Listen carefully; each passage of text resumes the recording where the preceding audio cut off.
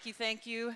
Good morning. I'm so pumped to be here with you guys today. I've got a lot of my fellow peeps from Cinnabon and Focus Brands in the audience, and I've got about 30 minutes to share with you some lessons from incredibly unexpected places on the theme of patterns and finding the commonality between really unexpected situations so that you can draw those lessons out and apply them no matter what you're doing, investing in your community, building your business, building a family, or just trying to be the best, awesome you that you can be. And my story starts, when I was 9 years old, my mom came to me in Jacksonville, Florida. I'm the oldest of three girls, so I have two awesome younger sisters. And my mom came to me and she said, "That's it, I'm done, we're leaving." And what she meant was we were leaving my father. My dad was at the time a very sweet, sweet man, but an alcoholic, and therefore a terrible husband and father. And my first business lesson, my first pattern that I would recognize in life and in leadership came from this moment. Because when she said, "That's it, I'm done, we're leaving," I didn't cry and I did not get upset. I looked at her at the age of 9 and said, "What took you so long?" At the age of 9. And so upon reflection, as I grew up and started running businesses and scaling businesses around the world, I reflected on that moment. I don't know why, but I did. And I realized that that was the first time I ever experienced that the people who are closest to the action, whatever the action is, in that case, it was me being close to what my dad was doing every day, all the time. I knew it was bad for 3 years, but I didn't have the power to lift up the family and get us out of the situation. Only the leader did. That the people closest to the action, or in the case of business, the transaction. So maybe that's the server, or maybe that's the person that's dealing with the call center. Those people know what the right thing to do is in your business long before you do. And so the trick in being badass and building a business is first and foremost staying as close to the people who are close to the action as often as you can, so that you collapse the amount of time between others know what the right thing to do is and when you find that out, and then you have the responsibility of doing something about it. And I'll tell you time and time again, whether it was when I was a young executive at Hooters or was opening franchises around the world or building the Cinnabon brand, and now even in my new role, one of the secrets of success, or one of the secrets of scaling faster than most people, is I go deep and stay close to the transaction.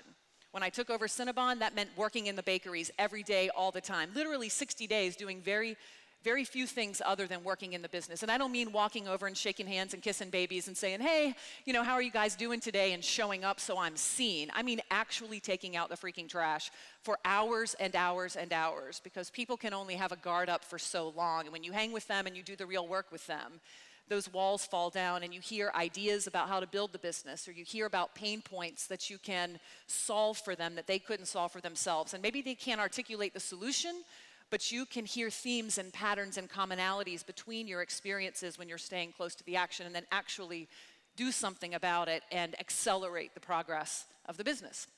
So that was my first unexpected lesson that became a pattern through my life and through business. And as time went on, we actually did leave my father.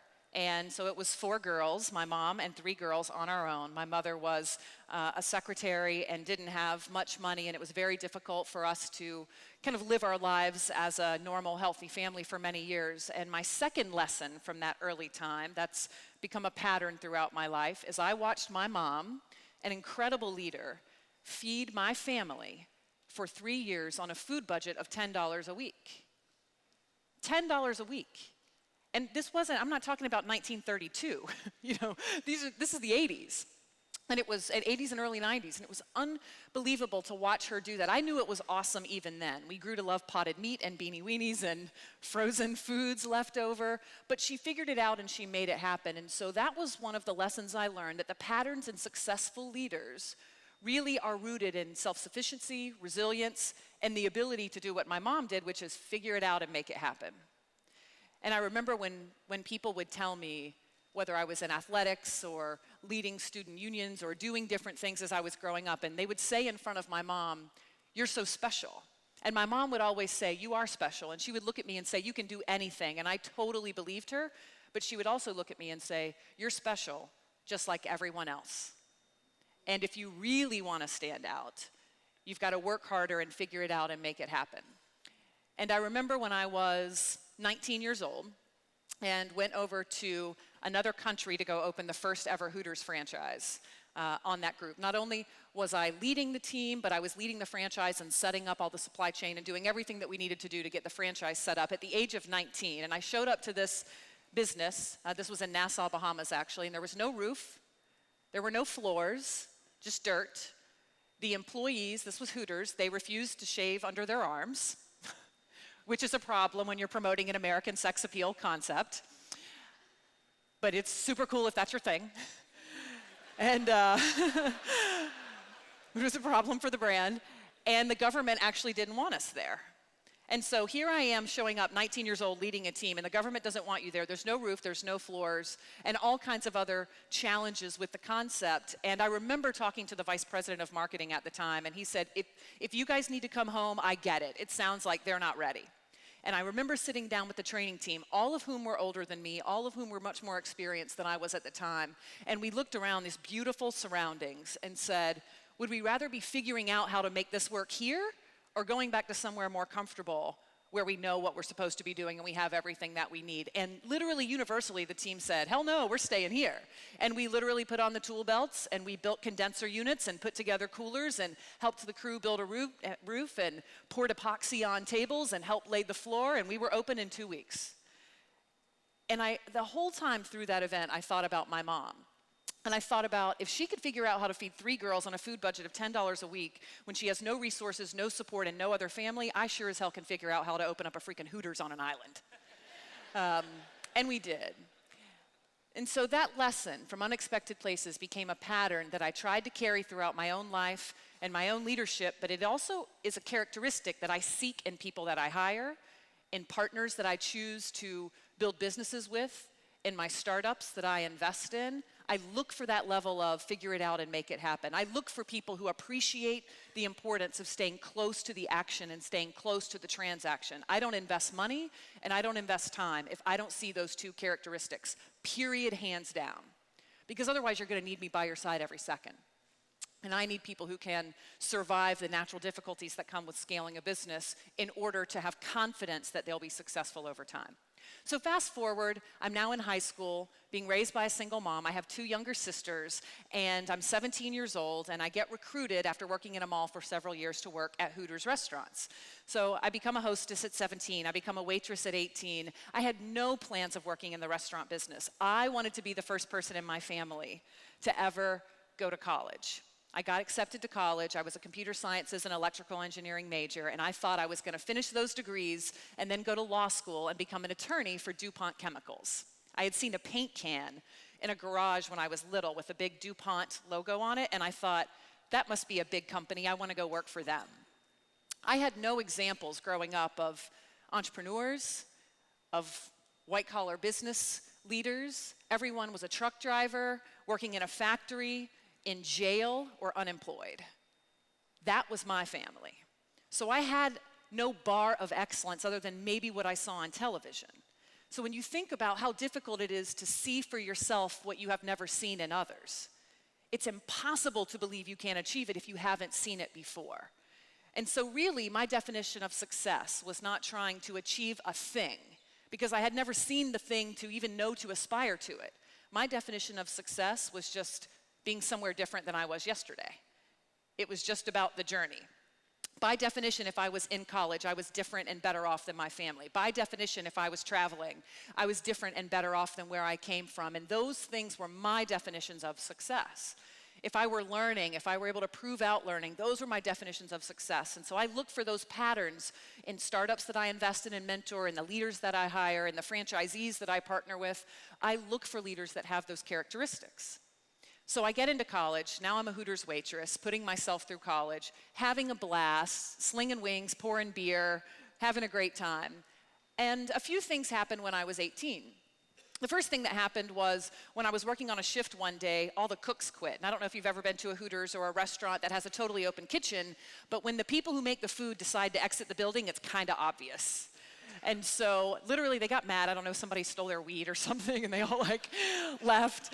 And so as servers, you're kind of sitting there going, what do we do? And it was one of the first times that I recognized a great divide in human response to crisis.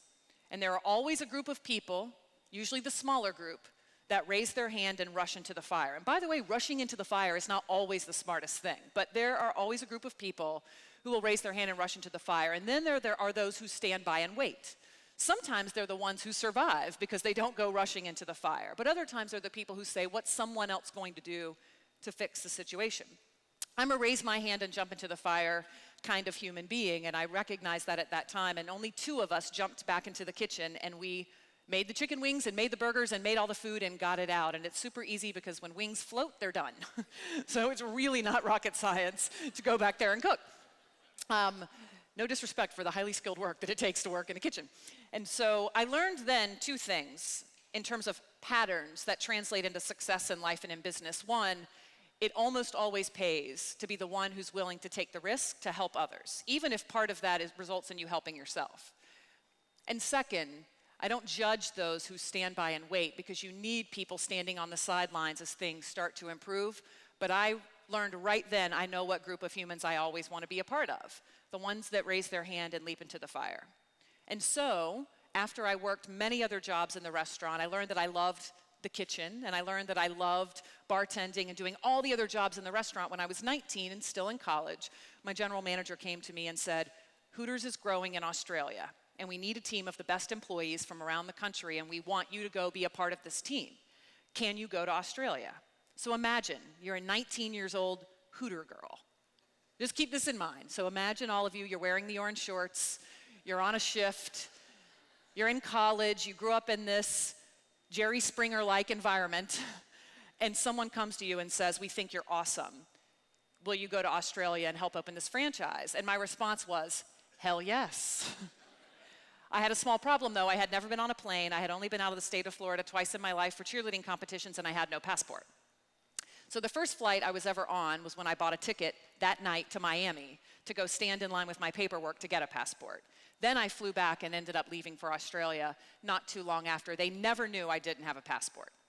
One, I didn't want to make them worried. I didn't lie. It was just a sin of omission, so that I didn't make them nervous. And another lesson and a pattern is that if you really believe something is right, say yes and then figure it out.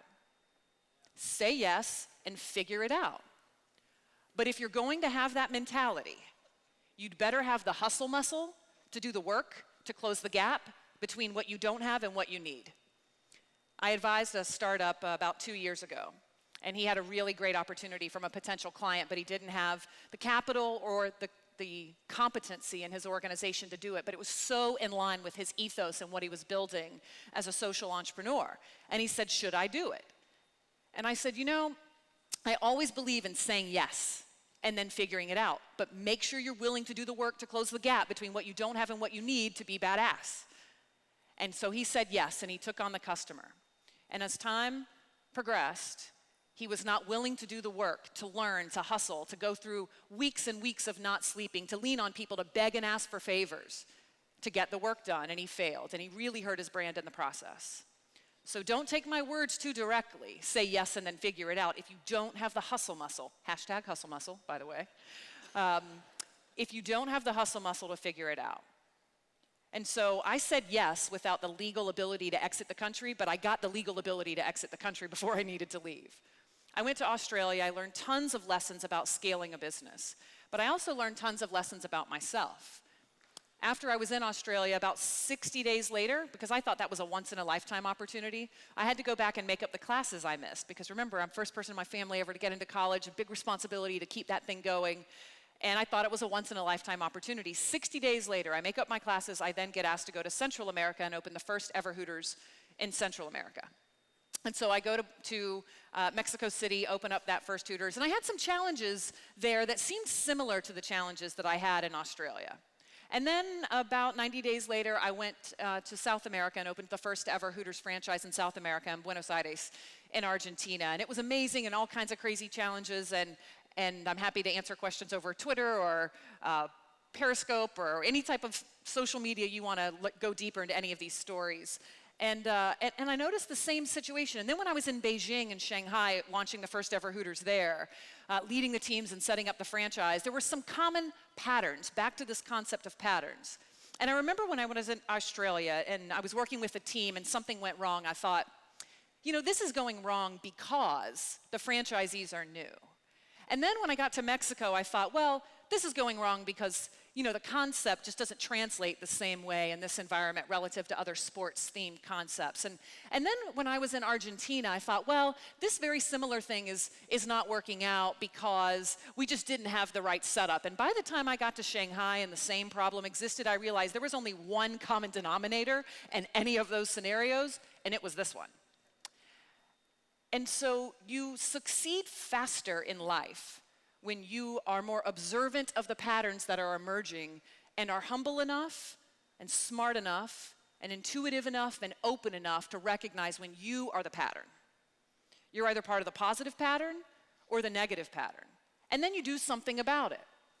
But if you aren't paying attention to the little things going on every time you interact, every time you try to get a new customer or make a new impact in your community or hire a new employee, and you seem to have a pattern, if you find yourself going, man, all these people have this problem, the actual reality is probably that you have a problem. And as a leader, if you're willing to recognize that and be open to feedback and let people know it, you'll get more inputs, you'll get more feedback, and you'll iterate and adapt faster than most people. So once I recognized that, I started a different process as I was scaling my business. Every time I hired an employee, 90 days after they got hired, I would sit down and ask them a series of questions. Every time I launched a franchise in a new country, I would sit down with the employees and the cooks and the owners and the customers and ask them the same questions over and over. If you ask the same question to a broad variety of people in a compressed period of time, patterns always emerge. But you have to facilitate that, especially if you're in different scenarios all the time. And I learned really important things about my leadership style, about our processes, and about the natural dynamic of launching something new that people aren't familiar with teams that aren't used to you. Every time I went to one of those countries I just described, I had a different team. Very rarely were there any common people other than me. You try doing your job or building your business tomorrow with a different team, and then the next week try doing your same thing with a different team than what you had the week before. One of my pieces of advice to you, if you want to really recognize your own patterns and evolve more quickly than other entrepreneurs and startups and leaders in their community and in business, do whatever it is you do with a different group as often as you can, because then you'll be faced with the brutal mirror of how everyone organically reacts to you, your business, your concept, more quickly than others otherwise would, and you'll take those inputs, learn, and then you can iterate and change more quickly. You'll just become much more incredible faster because you're compressing time. You're taking the lessons that it would take you to learn over years, and you're compressing them into weeks or months because you're creating literally new lifetimes by putting yourself in new positions. So fast forward, I've opened all these businesses. Eventually, I was failing college because I was traveling so much. And so there was literally no way to make it up. And I remember one of my professors coming to me and saying, you're failing. You're not just kind of failing, you're actually about to be kicked out. And she said, you do have a choice. And I thought, well, of course, I always have a choice. And then she stopped and she said, actually, you have no choice. You either recommit, stop working, not stop traveling and stop working, to work full-time double, or study full-time double time, or you're gonna fail. And so I said, actually, I do have a choice. I quit. And so I dropped out of college at the age of 20, 2 months before I got my 2-year degree. I had no promises. I had no guarantees. And I've had people ask me, because I mentor a lot of students and families and speak to a lot of universities, and they say, so what are you saying about higher education? You don't think it's important? You don't think it's important to get an advanced degree? And here's my advice. While I had no promises, I did have one thing that I encourage everyone to have if you decide to bail on one situation in your life and take a risk for something new, whatever that is, a relationship, college, totally shut down a business that you're just not digging, quitting a job. If you're gonna bail on a part of your life, I don't say that you need guarantees, but here's what I had that I recommend everyone have if you take that leap. I had a compelling alternative. If you have a compelling alternative, follow your heart, follow your gut, bail now, because every day you wait, you're delaying the inevitable awesomeness that can come. or the inevitable crash that might occur. You want to get past that more quickly. Make sure you have a compelling alternative. My compelling alternative was, while I had no promises, no contract, no guarantees, no salary, by the way, it was still all hourly, I knew I was in this mode of doing a really good job in a unique space, and there was momentum. And when I feel inertia, when I feel momentum behind me, I kind of try to put up my virtual sail and let myself go in that direction. There's an old quote by Rumi that's something about feel the silent pull of the universe and let it take you where it takes you, and very rarely will that lead you astray. And I truly believe that. So I had no promises, but I had a compelling alternative. So I dropped out of college. 2 months later, Hooters called me from the corporate office in Atlanta and said, we want you to interview to run all employee training for the company at the age of 20. So I interviewed, I got the job, I packed up a U-Haul illegally because I wasn't old enough to rent a car, and I had somebody else sign for me, and then drove to Atlanta, and that's how I got here. And as the company grew, I grew. By the time I was 26, I was the vice president of a company doing $800 million in revenue, and we had scaled from 3 countries when I joined to 33. Really unbelievable journey. We were fully vertically integrated. We owned most of our supply chain. We owned our own marketing organization. We owned an airline, which is a terrible idea. We sold our airline, which is an excellent idea.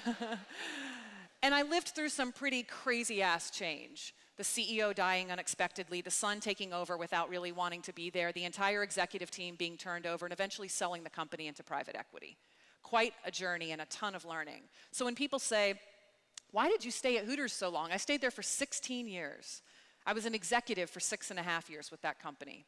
One, I share that my gratitude for the opportunities I received were so bountiful that it far exceeded any concern I had about what people thought about the business. And my pride in what we built far exceeded my concern over what anyone thought. And in fact, when I was debating the National Organization of Women, when I was opening the first ever Hooters in Salt Lake City, Utah, which was fascinating, by the way, even more interesting than China. When you opened the door, all the little boys would be on bikes and they'd look in the door and then they would peel away. I was debating the National Organization for Women at the age of 20, and this woman said, "You're a hypocrite." And I learned a lesson from a mentor of mine in Argentina a couple years prior.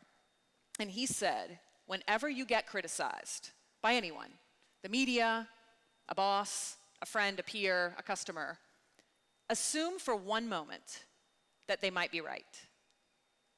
Just consider for a hot minute that they might be right. And if that brings you to a place that suggests that you might believe that they might be right, then you're in a very different headspace to have a conversation and do something about it. But if you firmly acknowledge that, consider the possibility, and then say, nope, that's not right, then you're standing so much more well-rooted in your point of view.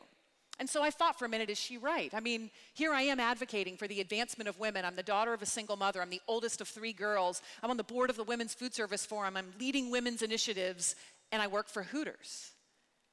And I don't just work there anymore. I'm not just a waitress. I'm helping to grow the thing. And she said, you are a hypocrite. And I took for a second. I acknowledged the possibility that she's right, that I'm just justifying 2 existences. And then I realized, no, I'm not. And I responded to her very quickly, and I said, I have to tell you, my pride in what we've created with best-in-class tuition reimbursement programs and the fact that we employ more women as a percentage of employees than any other restaurant chain literally in the world, and the fact that we're helping to elevate them into management positions and franchise ownership positions and putting them through college, I am so proud of that. And I am no dummy that the fact that I was a 20-year-old child of a single parent, alcoholic, college dropout, there's no way I would have had these business opportunities around the world in a more sophisticated company. I'm honest about that. And so my pride in what we've created and my gratitude for what we've built far exceeds my concern over what you think. And as long as I can always be in that space, and I've learned this as a human, as a leader, as a friend, as a family member, as long as I am proud and grateful, I'm on the right path. When I go into companies and startups or even mid-cap companies and they say, hey, Kat, we're struggling, we want you to come help us figure this out, one of the things I immediately try to find out is how proud and how grateful the employees are. Because you can't dictate pride and you can't dictate gratitude. You actually have to organically create an environment where people become proud and grateful of what you're doing. So you should learn to ask those questions. One, tell me what you're proud of that we do here. If they struggle with an answer, you've got work to do.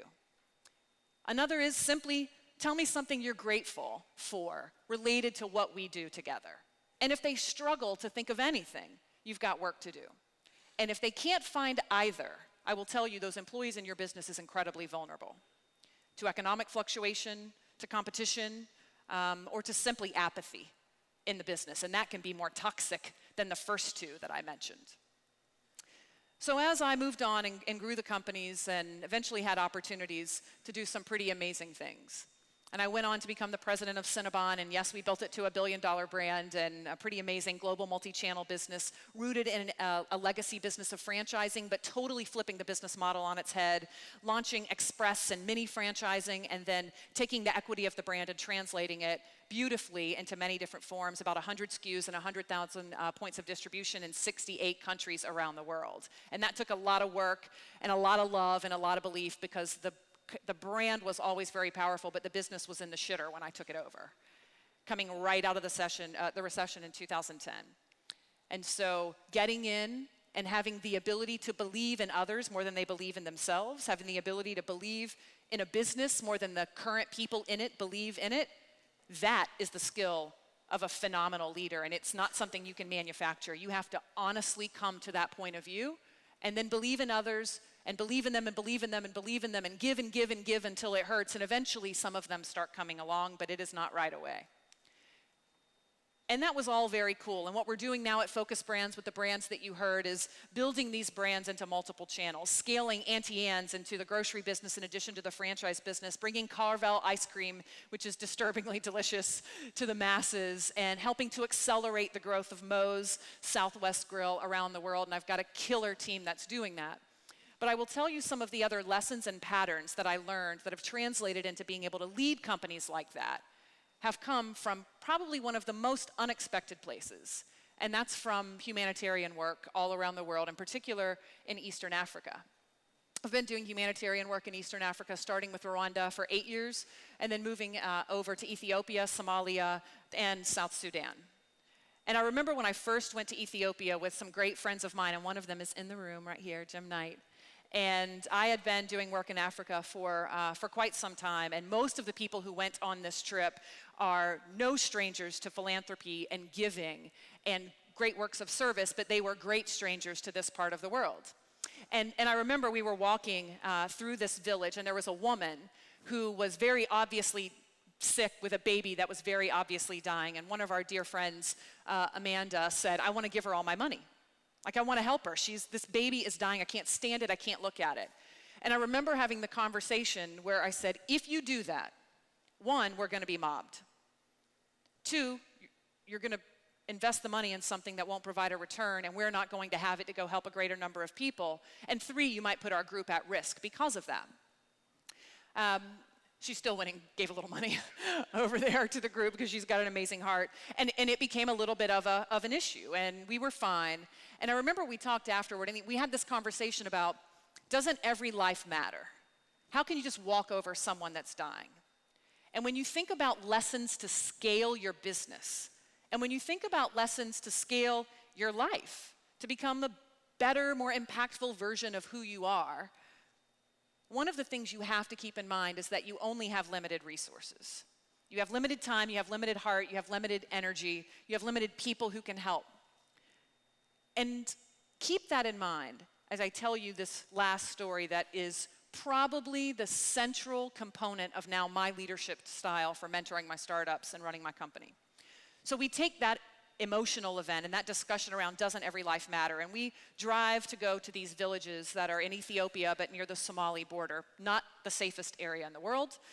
And we pass a small village, and the conversation we have is, why aren't we stopping to help this village? And it was very similar to the conversation about the woman with the baby, which is, we could spend money and time with this small village, but we could invest the same amount of money and time with the next village down the road, which is larger, and get a greater return, save more lives, help more people help themselves. And everyone kind of got that point, right? It's the concept of opportunity cost, that if I do this here, then I'm not doing something more impactful over here. So we got to the middle village, and someone said, there's a bigger village down the road. And one of the people in our group said, why wouldn't we go help the bigger village? You just said opportunity cost. If we're working with a smaller group, we're foregoing the opportunity to do something bigger. And we had this powerful discussion from the people who have the boots on the ground, who are there every day, who said, let me tell you what'll happen if you go to that village, because we've tried. It's too big. And if you go in, you might convince one person or two people to believe the things you need to get them to believe to transform their village. But as soon as you go, the culture wraps back around itself. And anything that you've done is gone. And it was an interesting conversation to think about, are there really such things that are too big to change? And the dreamer in me, I'm a Pisces, I'm an uber dreamer. The dreamer in me says, bullshit. Nothing's too big to change. Everything starts with one step, yada, yada, yada. But the reality is some things are too big to change in the way and the mechanisms that you have at your disposal at one time. It doesn't mean you can't have the big dream. It means you need to step to it. And so here's what we did. We focused on the middle village. The boots on the ground and the team there taught techniques that help them elevate themselves, irrigation techniques and agricultural techniques and hygiene and everything they need to know to transform a village. This group, Global Hope Network International, does such great work around this. And we go back 18 months later, and the fields of chat, it's a narcotic that they grow, that they chew all the time, that makes them totally unproductive, and it's taking great land space from really fruitful plants that they should be growing. Hectares of chat were gone. They grew lime trees and onions and tomatoes. I didn't even know plants could grow this fast, especially in this part of the world. So the investment in this middle village, you could say, in many ways paid off. But two other really important things happened. One, the middle village went to the small village and taught them the techniques. And the big village heard about the success and became the coalition of the willing and went to the middle village to buy the seedlings so that they then could go duplicate that success, further elevating the success and health of the middle village. By focusing on the right thing, we actually enabled the impact of everything. If we had focused on the wrong thing, we would have spent the same time, money, and resources and impacted nothing.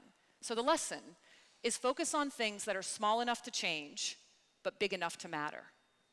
Small enough to change, which means within your control, likely to stick, likely to have impact, likely to gain believers, but big enough to matter. That means don't get in a situation where the opportunity cost of investing in something so small, this could be a customer, it could be an employee, it could be an initiative, is an unacceptable trade-off to the greater good you could do. And this is actually a version of a quote from a guy named Billy Shore, who founded an organization called Share Our Strength, which runs the No Kid Hungry campaign to end childhood hunger in the US in the next several years. And he always says a version of that, which is, we all have limited time and resources, so focus on things that are small enough to change and big enough to matter. So when I work with my teams, every week I ask, is that small enough to change and big enough to matter? Prove to me that you can actually make an impact. Where's the coalition of the willing? Where is the data or the input or the gut belief that says what you're doing is gonna stick? And then I'll challenge and say, but could you be doing this for something bigger? A bigger purpose, a bigger cause, something that's gonna have a greater return on effort. And so I want you to think about a couple of these patterns in what has been a crazy, wild journey in my life. One, the leadership from my mom, staying close to the action so you know what the right thing to do is long before you otherwise would. Bless you. Second, think about my mom and what she was able to do to feed our family. And is it the worst of scenarios? No, but I'd say it's pretty remarkable. And the ability to figure it out and make it happen. I'd also take the lesson from my mom, the pattern of successful leaders and community investors and business owners is to ask, if not me, who, if not now, when. My mom always asked, if not me, who, if not now, when. If I don't get these girls out of this scenario, who will? The answer was the state. If I don't do it now, when will I do it, and what will happen between those two spaces in time? And then I really challenge you to think about pride and gratitude and that pattern in successful groups. And finally, I want you to remember to focus on things that are small enough to change and big enough to matter. Thank you guys very much.